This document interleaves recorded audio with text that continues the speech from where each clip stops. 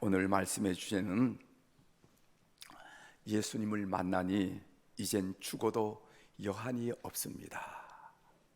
이런 주제로 말씀을 좀 드리려고 합니다. 예수님을 만나니 이젠 죽어도 여한이 없습니다. 이 진실된 고백이 오늘 여기 서 있는 이 종의 내면 속에도 흘러나오고, 또 여기 앉아서 말씀을 듣는 예배하는 우리 모든 교우들의 심령 속에서, 내면 속에서부터 조용히 흘러나오는 그런 역사가 오늘 이 시간 있게 되기를 주의 이름으로 축원합니다. 예수님을 만나니 이젠 죽어도 여한이 없습니다. 우리는 지금 강림절을 지내고 있습니다. 강림절은 여러분들이 알다시피 예수님 메시아를 기다리는 그런 시기예요. 함석헌 선생님의 시 님이 오신다라는 시가 있는데, 이 시를 함께 여러분들과 나누면서 말씀을 시작할까 합니다. 님이 오신다, 님이 오신다, 길 닦아 예비하자. 내 집에 오시는 님을 그저 어찌 맞느냐. 이것저것 온 방안 허투루 늘어놓아 그저 앉으실 곳도 없이 했구나. 하지만 쓸자, 닦자, 고치자, 물을 뿌리자. 묻고 안고 이 먼지를 다 어찌하노. 언제 이것을 아름다이 하노. 마음만 분주했지 채비를 다 마치지 못했다. 아이고, 님이 오시네. 저기 벌써 오시네. 이를 어찌노. 어딜 들어 오시랄꼬. 시인은 님이 오시는데 미처 준비하지 못한 당혹스러움을 노래했습니다. 시는 이렇게 이어집니다. 그런데 오신 님이 이에 걱정 마라. 나도 같이 쓸어주마. 나 위에 쓸자는 그 방 내가 쓸어 너를 주고 닦다가 타라진 내 맘 내 닦아주마. 이렇게 말씀하신다. 그런데 오신 님이 당황해하는 시인의 어깨를 감싸시면서 함께 방을 치우자구나, 이렇게 말씀하신다는 겁니다. 시는 이렇게 끝납니다. 밝히 자면서 못 밝힌 방 제절로 밝아지고, 맑히 자면서 못 맑힌 맘 나중에 맑아졌으니 내라곤 없소이다. 님 곁에만 사오리. 이렇게 마지막 연이 있어요. 무슨 말입니까? 결국 님을 마음에 모시는 것은 내 공로가 아니고 님의 공로임을 마지막 노래하는 거예요. 내가 주님 맞을 준비를 하려고 애를 쓰지만은 어떻게 이렇게 더러운 마음에 주님이 오실 수 있겠습니까? 이 마음에 주님 오시는 것은 주님의 은혜고 주님의 공로일 뿐이고, 그러면서 밝히 자면서 못 밝힌 방 제절로 밝아지고, 맑히 자면서 못 맑힌 마음 나중에 맑아졌으니 내락은 없습니다. 나는 없습니다. 님 곁에만 사오리. 님 곁에만 있겠습니다 하는 그런 고백입니다. 신앙생활에 있어서 기다림이라는 것은 빼놓을 수 없는 요소입니다. 기도 응답도 기다려야 되죠. 그리고 약속의 성취도 기다려야 되죠. 그리고 하나님의 역사도 기다림을 통해서 우리가 경험하고 보게 됩니다. 무엇보다도 우리 그리스도인들은 예수님의 재림을 기다린 자이고, 그리고 하나님 나라의 도래를 간절히 사모하면서 살아가는, 기다리는 그런 존재입니다. 저는 어느 날 꿈속에서 찬송가 595장을 부른 적이 있어요. 너무도 선명했기 때문에 그 찬송을 기억합니다. 요즘도 그래서 그 찬송을 자주 흥얼거리는데, 이 찬송은 존 웨슬리의 동생인 찰스 웨슬리가 작사한 곡입니다. 여러분 잘 아는 찬송이죠. 나 맡은 본부는 구주를 높이고 문용원 구원 얻도록 잘 인도함이라.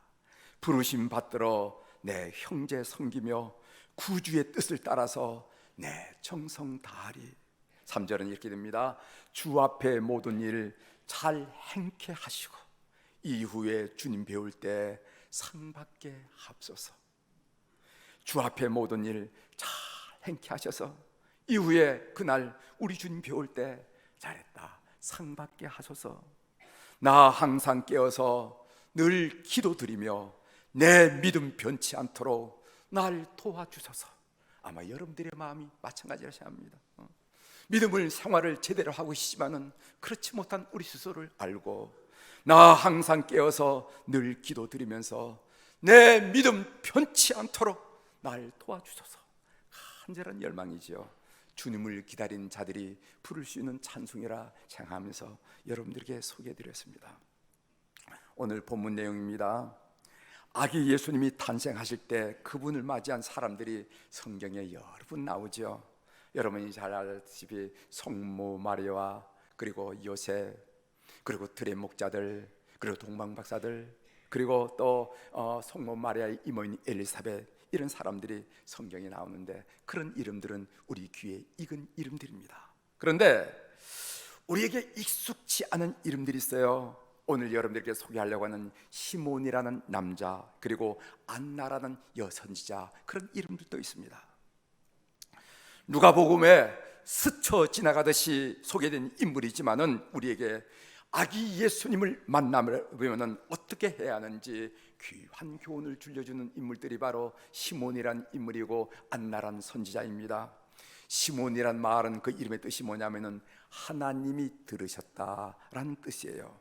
이 시몬이 성령으로부터 계시를 받았는데 어떤 계시를 받았는가 하면은 그것은 내 생전에 메시아를 뵙게 된다 하는 그런 계시를 받아요. 그 말씀이 누가복음 2장 26절에 있죠. 제가 읽어드리겠습니다.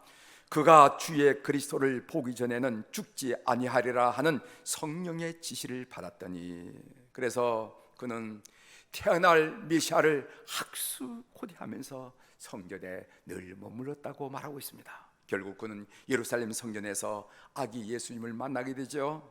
먼저 그는 어떤 사람에게 그런 은총을 받을 수가 있을까 하는 것을 한번 살펴보려고 합니다. 시몬은 어떤 사람이었습니까? 오늘 누가복음 2장에는 딱 한 절로 시몬은 이런 인물이었다라고 우리에게 소개해주고 있는데 25절 우리 한번 같이 읽도록 하겠습니다.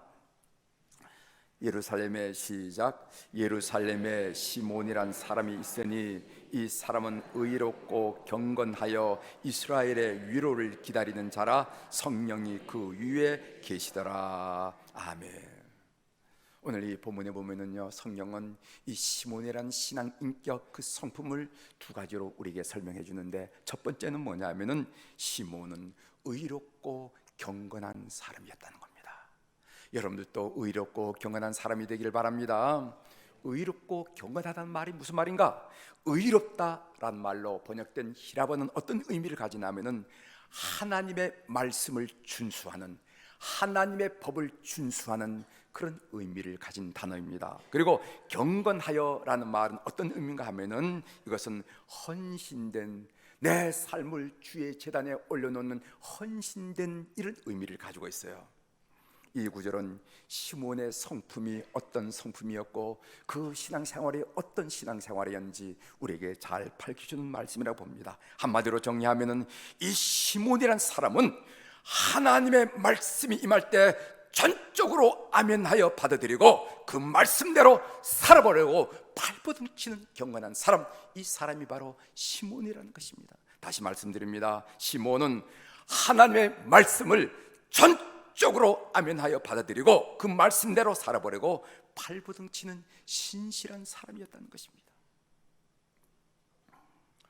그 당시 삶의 정황과 비교해보면 오늘 이 시므의 삶이 얼마나 위대한지 우리가 비교해 볼 수 있습니다. 그 당시 이스라엘은 로마의 압제하에 있어서 거짓과 부정 그리고 부패가 만연한 사이였습니다.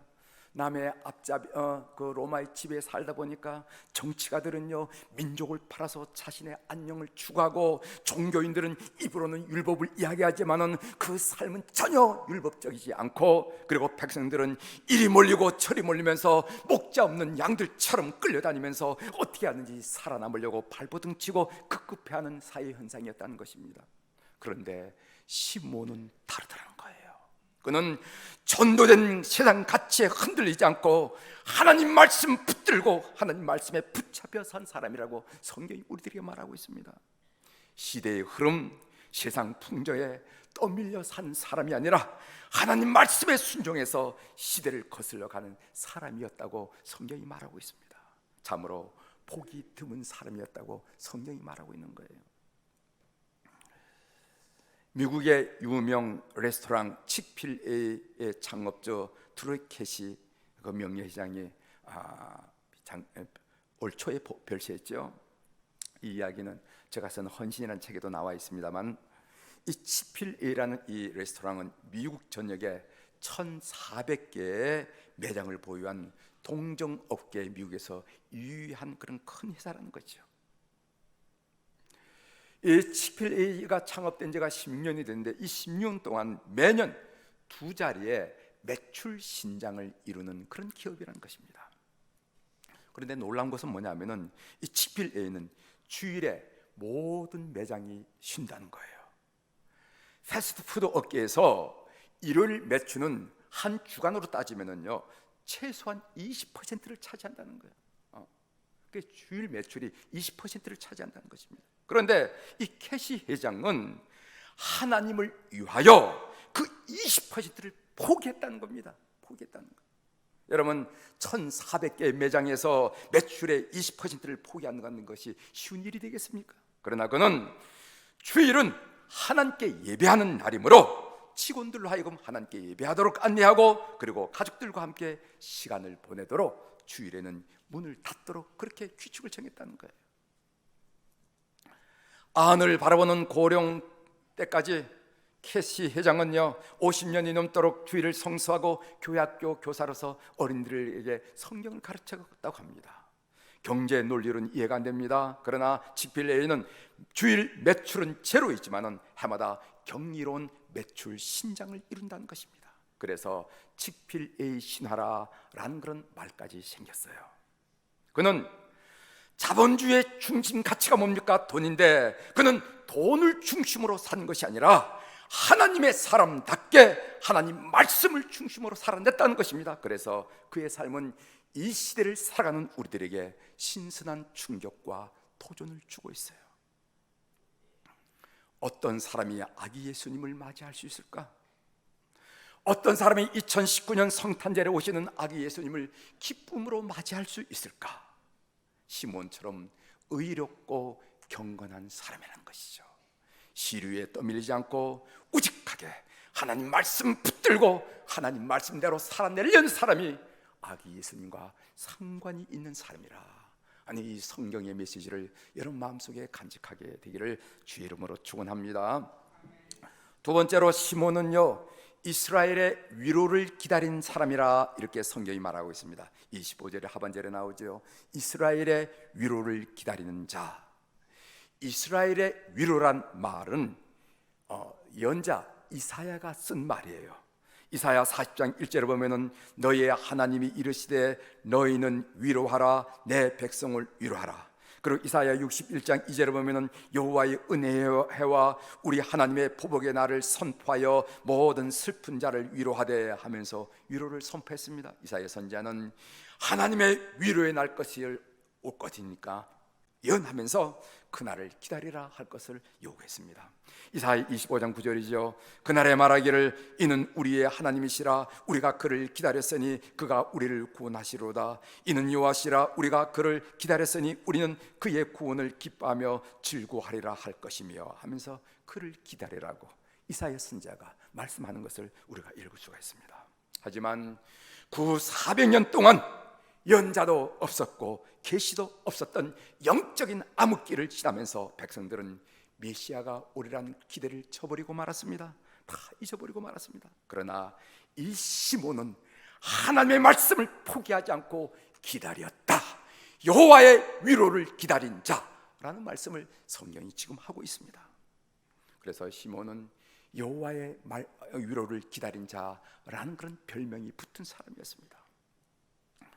모두가 절망할 때 희망을 이야기했습니다.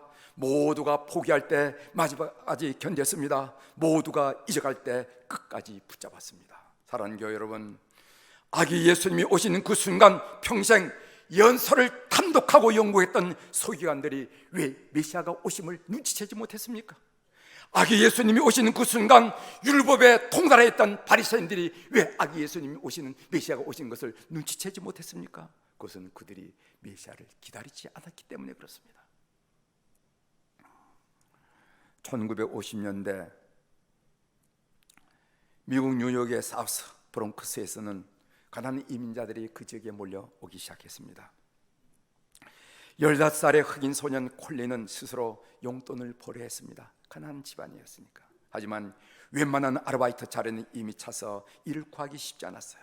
그는 매일 저녁 거리를 돌아다니면서 새로운 일자리에 대한 어떤 그런 안내가 나오지 않았을까 살폈습니다. 그런 어느 날 콜라 공장에서 여름 동안 바닥을 청소할 사람을 구한다라는 구인 전단지를 보게 되었습니다. 그가 그 공장에서 일을 했습니다. 그가 하는 일은 공장 바닥에 흘린 콜라를 닦아내니, 그 콜라가 있으면 진덕진덕하고 얼마나 그 좋지 않아요. 그거 닦아내는 일이 콜린의 일이었습니다. 한 번은 콜라 박스 자차가 떨어지면서 유리 파편과 콜라가 뒤범벅이 되어서 공장 바닥이 아수라장했습니다.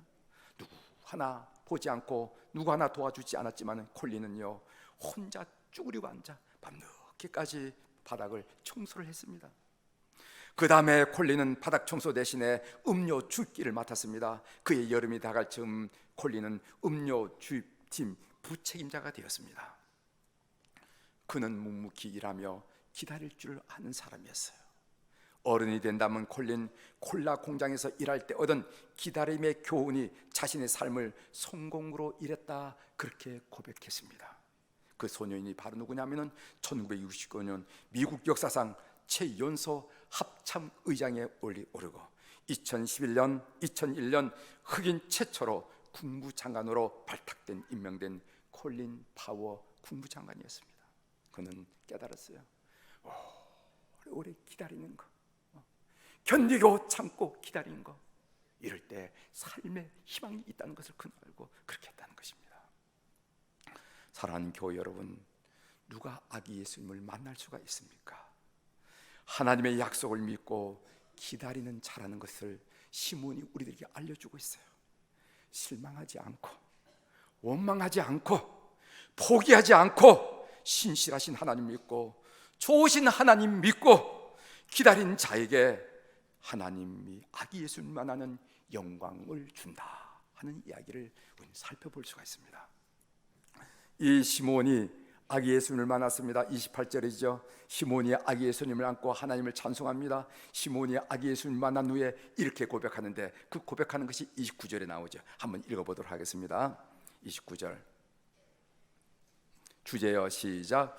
주제여, 이제는 말씀하신 대로 종을 평안히 놓아주시는 도다. 아멘.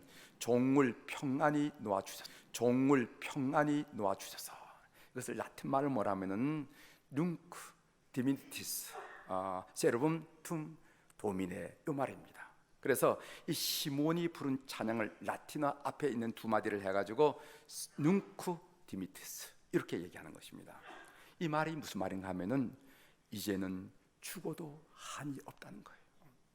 내가 메시아를 만났으니, 내가 주님을 만났으니, 내가 그리스도를 만났으니 이제 죽어도 한이 없습니다 하는 그런 말입니다. 얼마나 만족스러운 고백입니까? 우리가 이 땅에 삶을 살지만 이 땅에서 주님과의 만남보다 더 중요한 가치는 이 세상에는 없습니다. 이번 강림절에 예수님을 만나니 이젠 죽어도 여한이 없습니다라고 고백할 수 있는 예수 그리스도를 인격적으로 만나는 우리 성도들 다 되기를 주의 이름으로 축원합니다. 우리 목사님이 그런 하나님을 만났대, 우리 권사님이 그런 하나님을 만났대, 그게 아니고 내가 만난, 인격적으로 만난 그 하나님. 그래서 나는 이제 죽어도 여한이 없습니다라고 깊이 해서 읊조리고 고백할 수 있는 우리 성도들이 되기를 주의 이름으로 축원합니다.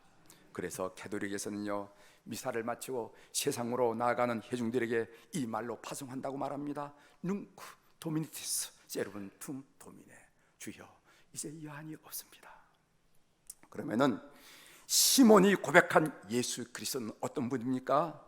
시몬의 찬양은요, 아기 예수님의 오심을 찬양하는 것이 누가복음은 5가지 나오는데 마지막 찬양입니다. 거기 뭐 엘리사벳의 찬양, 성모 마리아의 찬양, 그리고 들의 목자들의 찬양, 이런 찬양이 나오는데 그 마지막 5가지 찬양 중에 마지막 찬양이 바로 이 시몬의 찬양인데, 이 시몬의 찬양에 놀란 메시지 2가지가 있습니다. 하나는 뭐냐면은 예수 그리스도는 이방을 비추는 빛이라 이렇게 말하고 있어요. 누가복음 2장 32절입니다. 이방을 비추는 빛이요 주의 백성 이스라엘의 영광이니이다. 여기서 이방으로 번역된 에도논이라 하는 히라보는요, 예수님의 대위임령, 그러므로 너희는 가서 모든 민족을 제자로 삼아 아버지와 아들과 성령의 이름으로 세례를 베풀고 할 때 모든 민족이라 하는 같은 단어의 어근입니다.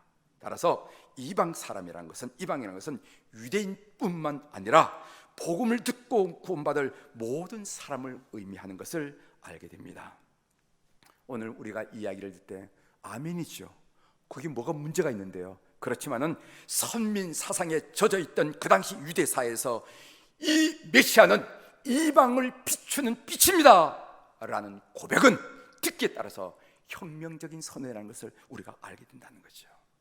그리고 비추니라라고 번역된 이 히라보는요, 열다, 열리다, 알리다, 그런 의미를 가지십니다. 그래서 본문은요, 예수 그리스도인은 이방인들에게 하나님의 구원 경륜을 알리는 빛이라 라는 사실을 고백하고 선포하고 있는 것입니다. 아기 예수님의 오심은 유대인뿐만 아니라 세계 열방에 구원의 빛을 비출 새로운 시대의 모태라라는 말씀이죠. 저는 어제 이 본문을 묵상하면서 생각해 봤습니다. 만일 예수 그리스도께서 유대인만을 위해 오셨다면 나는 어떻게 되는 거지? 이방인인 나에게 구원의 가능성이 원천적으로 차단되었다면 나는 그럼 어떻게 되는 거지? 구원의 유일한 길이란 예수 그리스도가 나와는 애초부터 관계가 없었다면 나는 어떻게 되는 거지? 그런 생각을 했습니다. 아기 예수님이 나를 비추는 빛이라는 말이 그렇게 깊이 다가온 순간이었습니다. 여러분들 이 사실이 은혜가 되기를 주의 이름으로 축원합니다. 2번째로 예수 그리스도는요, 구원과 멸망의 표적이라는 것입니다.